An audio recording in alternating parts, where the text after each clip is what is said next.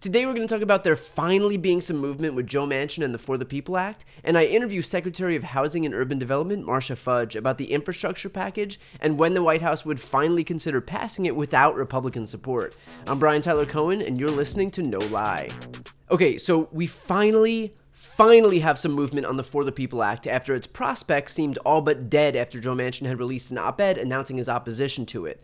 Manchin's now come out with a list of policy demands as far as the election legislation goes, basically outlining what he supports and what provisions he opposes, meaning that some iteration of the For the People Act is still possible even if it's a pared-down version. But the big news here is which provisions he supports, including, first and foremost, mandating independent congressional redistricting and banning partisan gerrymandering. And considering that gerrymandering is the single most destructive problem that we face today as far as anti-democratic measures go, the fact that Manchin supports banning partisan gerrymanders is huge. As it stands, we're basically sitting ducks while we wait for every Republican-led legislature to gerrymander Democratic districts out of existence, which would basically ensure that they'd win the House in 2022. But this would serve as a major impediment to that and give Democrats a fighting shot at maintaining the majority. He also supports making Election Day a public holiday, another major one considering the working poor are so often disenfranchised by virtue of having to choose between keeping their jobs and exercising their rights to vote. Now, he also supports mandating at least 15 consecutive days of early voting, including 2 weekends for federal elections, which is another major provision that Democrats have been pushing for. He supports automatic voter registration, supports requiring states to promote access to voter registration and voting for people with disabilities, supports prohibiting providing false information about elections to discourage voting, and increasing penalties for voter intimidation, supports requiring states to send absentee mail ballots to eligible voters if a voter can't vote in person, supports requiring states to notify people no later than 7 days before an election if their polling places have changed, supports the Disclose Act, which provides faster public disclosure of campaign spending and combats the use of dark money in elections, and the Honest Ads Act, which would regulate campaign ads online by companies like Facebook and Google. He even supports presidents and vice presidents and candidates for president and VP to disclose individual tax returns and business tax returns. And these already constitute most of the For the People Act as it is. Now, there are some notable provisions that Manchin wants that Democrats don't universally support. For example, no Election Day registration. He doesn't want no excuse absentee voting, no public financing of elections, no restoring voting rights to people with past felony convictions, and no preventing voter purges. Now, he also supports requiring voter ID nationally, which I want to focus on for a second. Now, the issue with voter ID, as far as Democrats are concerned, isn't that we don't want people to be identified at the voting booth. I know the Republicans like to pretend that that's the issue, but it's not. It's that if IDs aren't free, then those who can't afford them are faced with a monetary barrier to voting, which is basically a poll tax. That is the problem.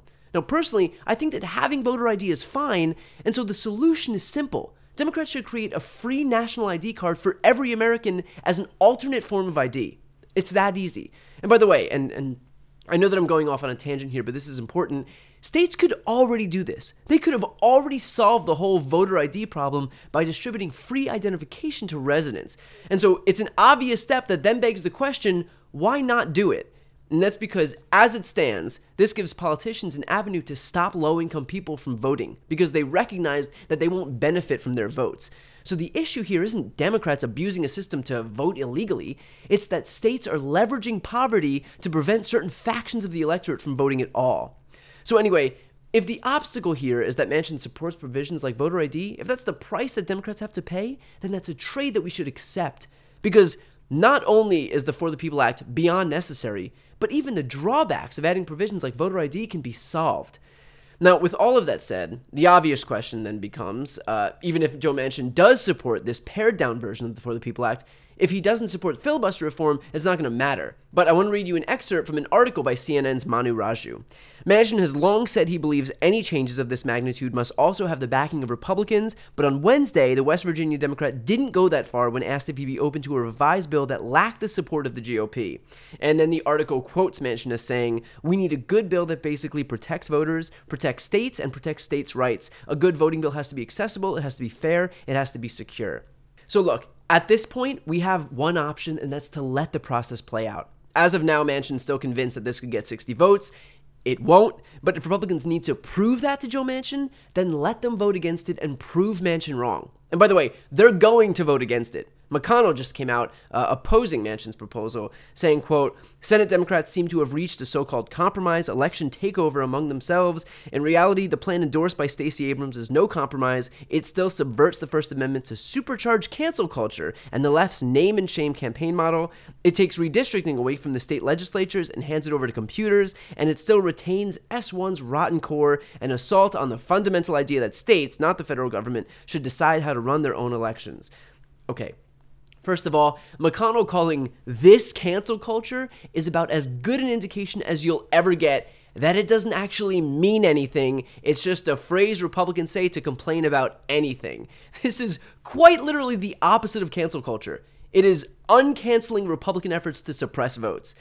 Second, he says that it takes redistricting away from the state legislatures and hands it over to computers. Right, because the state legislatures are corrupt, and they've gerrymandered these congressional districts into oblivion, and so a solution is needed. If McConnell's party wasn't so shady, wasn't so corrupt, we wouldn't need to rely on computers, but here we are. And finally, McConnell complaining that the core of S1 is rotten goes to show that there is no negotiating with people who think that a bill requiring independent redistricting committees and taking dark money out of politics and automatically registering all voters and increasing penalties for voter intimidation is somehow, on some planet, a bad thing. Like, notice that McConnell never attacks the actual components of the bill, S1, just the idea that states should run their own elections, even though practically speaking, those same states are employing every corrupt practice humanly possible to rig those elections in broad daylight.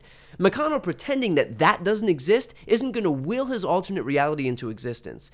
So look, going back to Manchin, him not supporting filibuster reform right now doesn't mean that his position can't evolve. Just like writing that op-ed about why he opposes the For the People Act apparently didn't mean the For the People Act was dead. Now, Schumer has already filed cloture on the For the People Act, setting up a procedural vote in the Senate this week. So let the Republicans prove Manchin wrong. Let them show him that they're not willing to seek bipartisanship. Let them disprove his theory that there are 10 good people on the other side. And then if Manchin needs to revise his rule because Republicans couldn't hold up their end of the bargain, so be it. And trust me, I hope with every fiber of my being that that's what happens. So at this point, right now, we have to let the process play out. But I feel optimistic that there is some way to get this passed. Finally, just an update on the Don't Be a Mitch Fund. We've raised over $325,000 so far, which is amazing. And that money is going to voter outreach and voter registration groups in some of the closest states ahead of 2022. And those states include Pennsylvania, Wisconsin, North Carolina, Iowa, Ohio, Florida, Georgia, Arizona, and as of last week, Texas. So as always, if you're going to donate during the 2022 cycle anyway, I would highly recommend donating now when your money can go the furthest. What these organizations are doing is laying the foundation that we need to expand our razor-thin majorities in the House and Senate. And I don't have to explain to you what it could mean if we no longer have to request permission from the most conservative members of the party to get anything done. But, of course, it takes money to reach new voters in these states, so if you're able to donate, it's definitely appreciated. The link is in the post description of this video. I'm also selling merch on my website, briantylercohen.com, and the profits also go to the Don't Be a Mitch Fund, so if you're looking for a shirt or a bag or a phone case, check out the site. To listen to my interview with HUD Secretary Marcia Fudge about when the White House will finally be willing to go at the infrastructure bill alone, and whether she thinks that Republicans are just stalling throughout this whole process, check out the interviews playlist on my YouTube channel.